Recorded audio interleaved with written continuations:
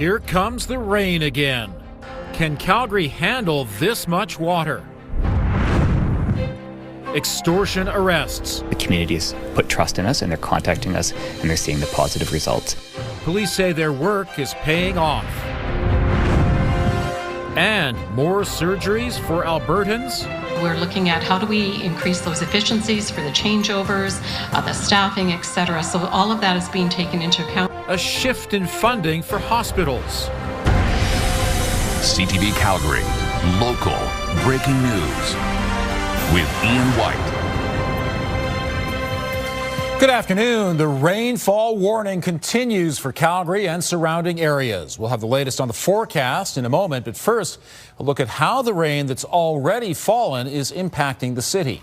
Moses Waldo joins us from near the Elbow River. And Moses, the water level looks pretty high there. Yeah, the river, or I should say the rain, continues to fall here in Calgary, but it's not near the levels of 2013 and the floods during that time. That's the good news, but the Calgary Fire Department is telling its residents to be cautious and warning them about the areas by the Elbow and Bow Rivers. Now, they're expecting more rain to continue into tomorrow, and speeds have gone well beyond the safe levels, crossing the 280 cubic meter per second threshold. The Calgary Fire Department says cooler temperatures has resulted in less activity on the water.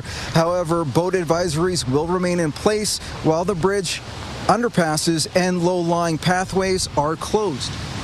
Mayor Jeremy Farkas is also encouraging residents to avoid riverbanks for everyone's safety.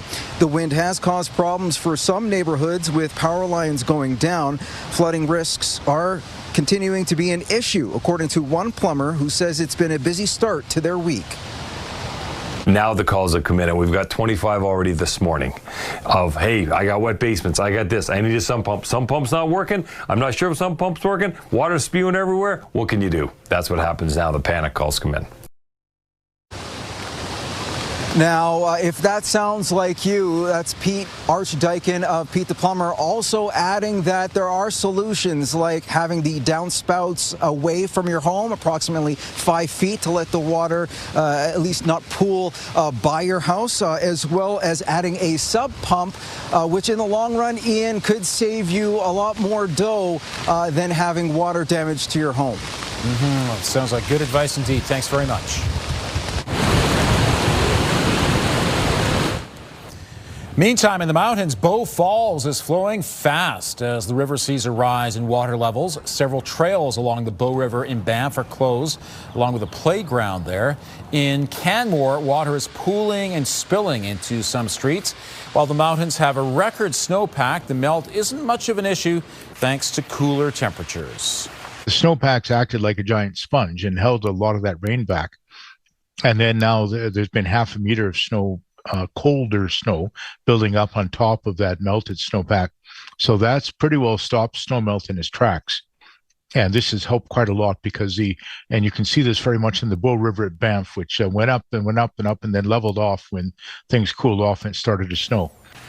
Pomeroy says while these levels are high, they're not expected to reach the same level seen in the 2013 floods. All right, Danielle will give us more insight on this now. Certainly a lot of rain out there. Pretty strong wind, too. Strong winds, a lot of rain. We're about halfway through the rainfall, if not a little more, with most of it in these next 24 hours falling tonight, and then it starts to lessen for tomorrow.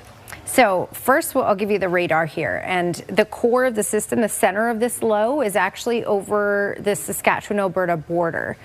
And it's just producing a lot of rainfall. It's kind of stuck in place, and this is why we're continually getting rain.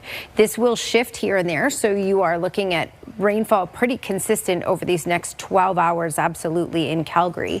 And it will shift back to the far south once again as well. All right, so Calgary and pretty much most of Alberta is under a rainfall warning. In the purple there for Claresholm area, that they're under a wind warning as well, with gusts up to 90 kilometers per hour. In Calgary, we're looking at gusts around that 60 to 70 kilometer per hour mark over the next 24 hours. And we're also looking at another 25 to 35 millimeters of rain at least over these next 24 hours before this is all said and done. That's your 24-hour forecast brought to you by Fifth Avenue Volkswagen. Family-owned, community-driven. Discover more at Fifth Avenue Volkswagen. Thanks, Danielle. 2 more people have been arrested in an extortion scheme targeting a business.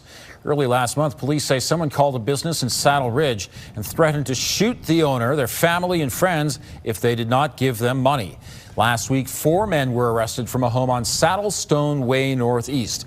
2 men, Sandeep Singh and Amandeep Malhi, are now charged with extortion and possession of proceeds of crime. Police believe recent extortion arrests are encouraging other victims to come forward.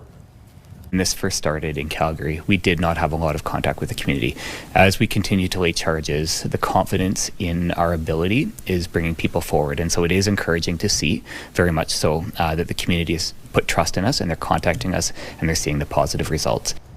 Since April last year, 46 extortion-related incidents have been reported in Calgary. 14 people have been arrested with more than 50 charges laid. Calgary police have a new tool to help communicate with people who speak languages other than English. Oui, allô, quelqu'un a volé mon voiture et j'ai besoin d'aide. Yes, hello. Someone stole my car and I need help. Police body-worn cameras can now translate more than 50 languages in real time. The aim is to assist during traffic stops, routine calls, and everyday interactions. Video and audio of translated conversations are recorded for transparency and accountability. Officers are currently receiving training on the feature. The police are also making sure the technology abides by the Protection of Privacy Act. As well, recordings can't be used as evidence in court unless reviewed by a qualified human interpreter. Healthcare staff at Care West sites in Calgary rallied today to demand better wages and working conditions. Bargaining talks are going on this week and next week for kitchen staff, housekeeping, maintenance, and other support staff. The AUPE says wages are the big sticking point, with many staff needing to hold second jobs to make ends meet. The organization says staffing levels are also too low, and these issues have consequences when it comes to performing their duties. If you don't have the appropriate level of staffing, it impacts seniors. If you don't have, if you have staff that have to, like I said, to have 2 or 3 jobs, it impacts seniors. If you're not allowed to be able to provide the care because you don't have staff on the floor, then it impacts seniors. And that's what Albertans should be worried about. In a statement, the province says that claims that Albertans are being prematurely or unsafely moved from hospital into continuing care are categorically untrue, saying only patients that no longer need acute care are moved. Back in November, the province promised there would be 50,000 more surgeries in Alberta this year. Today, they laid out some of the steps they say will get that done. Kevin Green joins us now from outside the Rocky View General Hospital. So, Kevin, what change is the province making to increase the number of surgeries? Ian, specifically, they're changing the way hospitals will be paid for performing surgeries, at least at some hospitals in the province. The province is introducing what it calls patient-focused funding at 12 hospitals in Alberta. Instead of those hospitals receiving only fixed annual budgets, some of their funding will now be tied directly to the number and complexity of the surgeries they perform. The first phase applies to hip and knee replacements, cataract surgeries, and rotator cuff repairs. The province says the goal is to improve efficiency, increase surgical capacity, and reduce wait times through increased competition for those dollars. Is everyone's going to be thinking, how do we reduce the amount of downtime, the amount of wait time, the amount of lost time? How do we make the best use of our resources? Chartered surgical facilities, they're doing typical, say, a knee replacement. They can do 8 to 10 within a day. And yet in our hospitals, we were finding we were only doing roughly about 4 of the equivalent type of surgery. What is the difference? And so we're looking at how do we increase those efficiencies for the changeovers, the staffing, etc. So all of that is being taken into account. To be clear, Ian, this isn't about doing more surgeries than the 50,000 that the province announced last year in November. It's about trying to meet that goal. It says this is one step. It says these won't be at every hospital in the province. Only, as I mentioned, 12 of them, the Rocky View Hospital behind me being the only one in Calgary that will be going through this test project, which will last 1 year. Ian? Thank you, Kevin. A local company says it's making real progress in removing material that became garbage blowing around a southeast Calgary neighborhood. Residents of Quarry Park expressed their frustration with the litter that had blown from Echo Recycling's nearby facility. Echo President Alec McDougall says about 40 truckloads are leaving the site 7 days a week. McDougall says they've heard the concerns of nearby residents and respect what they're saying. He also says Echo's system to recycle construction waste got backlogged. Well, many would like to think Alberta won't send Ottawa another dime if the province separated. Not so, says the Premier. Still to come, how much Alberta would have to pay Ottawa if Albertans voted to secede. And groups speak out against the provincial plan to reduce payments for people with disabilities. The Alberta NDP are calling on the UCP to cancel its new disability assistance program. Today, the NDP was joined by two disability advocates who say the changes will affect many people's ability to survive. Starting July 1st, AISH recipients will be transitioned to ADAP. The plan has faced fierce opposition since it was announced. ADAP is expected to reduce benefits by an average of $200 a month per person. The province has said the new funding model will help people enter the workforce without being punished for going over a certain income level. The NDP says finding a job is not going to be easy. To expect that 40 or 50,000 people are going to be able to find jobs instantly is ridiculous and dangerous. And that's why we are here right now saying, please listen to all of the people that are urging you to stop this dangerous transition before it's too late. The province says Albertans on ADAP will receive customized one-on-one support and access to resources needed to gain new skills for the workplace. The Premier says Albertans could know the cost of separating by August. The province plans to release a document on how much it would take to form a new national government before Albertans vote in October's referendum. Danielle Smith says the province would need to assess almost everything found at a national level, including the Canada Pension Plan, the national debt, and NATO commitments. Danielle Smith says Alberta owes about $170 billion to the national debt, with $10 billion a year in interest payments. The Alberta Transition Council, spearheaded by independence advocate and lawyer Keith Wilson, is also working on a white paper to be released in July that would outline the financial implications of setting up a new country. We would have to have border stations at Saskatchewan and British Columbia and have tariffs. We'd have to renegotiate all of our trade agreements around the world and establish trade offices. We'd have to set up a post office. We would have to regulate telecoms, banking. We'd have to regulate railways. As you can see, it's a pretty extensive list that has probably hundreds of billions of dollars worth of startup costs.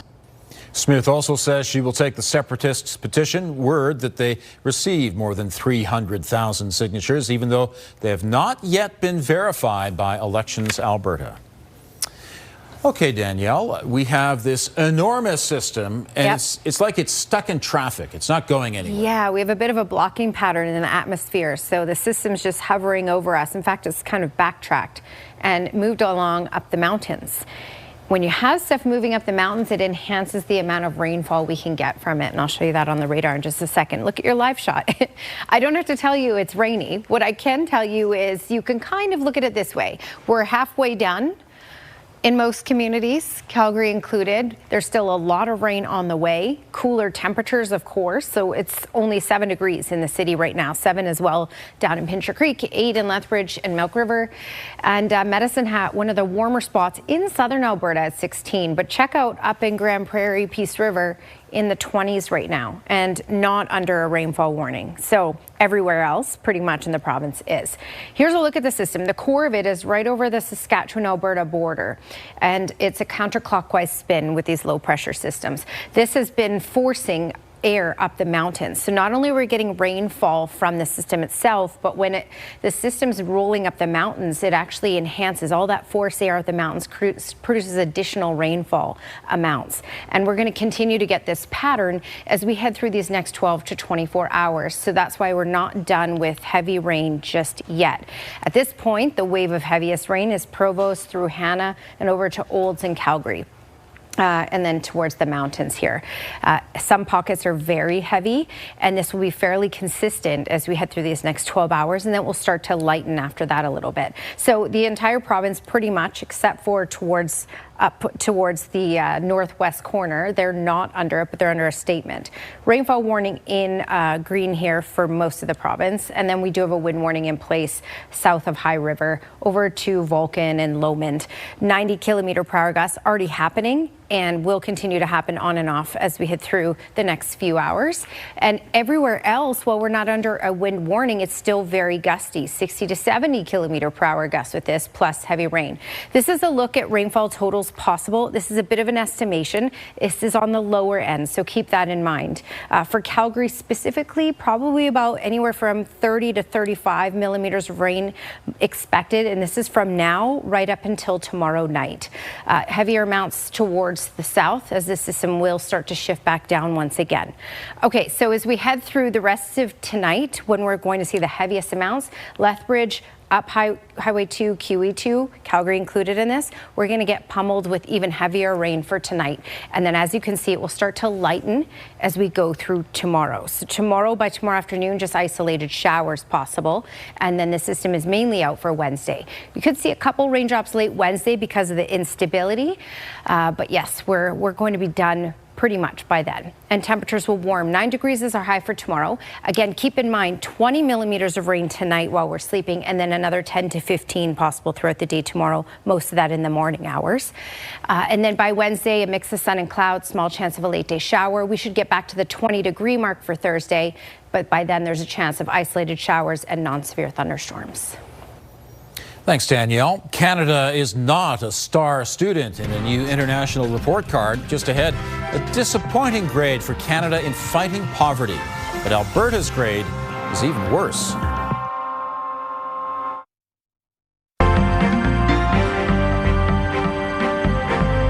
There's a lot going on in the artificial intelligence space today. Joining me is Liana Wachniak, investment advisor with the Popwich Karmali Advisory Group. And Liana, a busy day in AI news. What moved the market today? Yeah, so there were two major stories that came out today. One from NVIDIA, who announced that they would be building 2 new chips, and specifically in the CPU space rather than where they usually live in the GPU space. And that would allow potentially AI agents to process at least part of your AI prompting and the response to it on board a personal computer like a laptop or a desktop. That would actually really change the way that AI data is handled, and that potentially change the industry that way. So there's lots of growth opportunity there. That was a major positive there. We also saw Anthropic take their first steps toward filing for their initial public offering. So that was also big news. That put some real optimism behind the tech trade today, particularly in those AI driving spaces. That helped offset some of the losses from some of the concerns geopolitically about the ongoing ceasefire in Iran and how that might stick around, and whether or not we're going to see any resolution to that in the near future. And Apotex also files for an IPO. That's right. And of course, this is a Canadian story. Apotex being a Toronto-based generic pharmaceutical manufacturer. They've made a number of different products, and most recently, they've just released a generic version of Ozempic. So there's quite a few things on their list. They're looking to raise about $1 billion through this IPO. That is set to go to market sometime in the next couple of months. Apotex, of course, employs about 4,000 Canadians and has a #1 ranking on the number of pharmaceuticals that are dispensed via their products in the country. So that one is a fairly big deal on the Canadian market, but it looks like the IPO market is going to be quite an interesting one this summer. Okay, thanks very much. Thank you. Canada has been given a near failing grade in an annual poverty report. Food Banks Canada giving the country an overall D+ for managing poverty. Alberta received a D-. Albertans are spending 59% of their income on fixed costs, which is higher than the national average of just under 56%. 68% of Albertans who receive government support report it is inadequate. And 41% say they feel worse off compared to last year. Food Banks Canada is calling for more affordable housing, improved social assistance, and increased wages. Rainfall warnings continue for much of Alberta. Here's Tara Nelson with a look ahead to CTV News at 6. Hi, Ian. Calgary and surrounding areas are expecting to receive about 100 millimeters of rain before it stops. In Canmore, the impact of the rain is already being felt. Some water is spilling onto downtown streets. Coming up at 6, we'll speak to a resident dealing with a flooded basement. Also ahead, the province says 12 hospitals now have funding based on the number of surgeries performed. Will that make a difference to wait lists, though? Coming up, we'll hear from an Alberta patient who say they had to travel overseas to get their hip surgery done. Ian. Thank you, Tara. It already feels like it's been a long 24 or 36 hours in Calgary. Danielle will tell us when the rain will start to taper off. Right now in Calgary, well, it's raining and it's gusty and 7 degrees. So by this time tomorrow, substantially improved. Yes. By the noon hour, it will start to lighten up in the city. And then it'll be more isolated and sporadic by the afternoon. I can handle that. Okay. So we're not almost done. We still have a lot of rain on the way, 35 millimeters. Take a walk around your home. Make sure your house is still good to go and the water's draining in the proper places and not into your basement. 7 degrees is the current temperature and today's daytime high. 19 is normal. We are well below normal, but we're going to start to skyrocket in temperature later this week. 9 degrees is our high tomorrow, so it's another cold one. It's also another windy one with gusts around 50, even 60 kilometers per hour. Heavy rain overnight tonight through tomorrow morning. Again, another 35 millimeters in total with this system before it's all said and done tomorrow night. It will start to lighten up tomorrow afternoon. By Wednesday, we'll see some sunshine. Oh, goodness. Get to 16 degrees. Small chance of a late day shower. Small risk of thunderstorm activity late Thursday, but by then, 20 degrees. Thanks, Danielle. A rainy Monday will not dampen the spirits of soccer fans in Edmonton as Canada faces Uzbekistan in its first test ahead of the FIFA World Cup. Canada says it's not worried about the rain. Alphonso Davies will not take the pitch tonight as he continues to recover from injury. The team is hopeful Davies will be able to play in some World Cup matches, but he's not expected to play in their first match against Bosnia-Herzegovina on June 12th. Tonight's game starts at 7, and you can watch it on TSN. Thank you for joining us. Now here's the early edition of the CTV National News.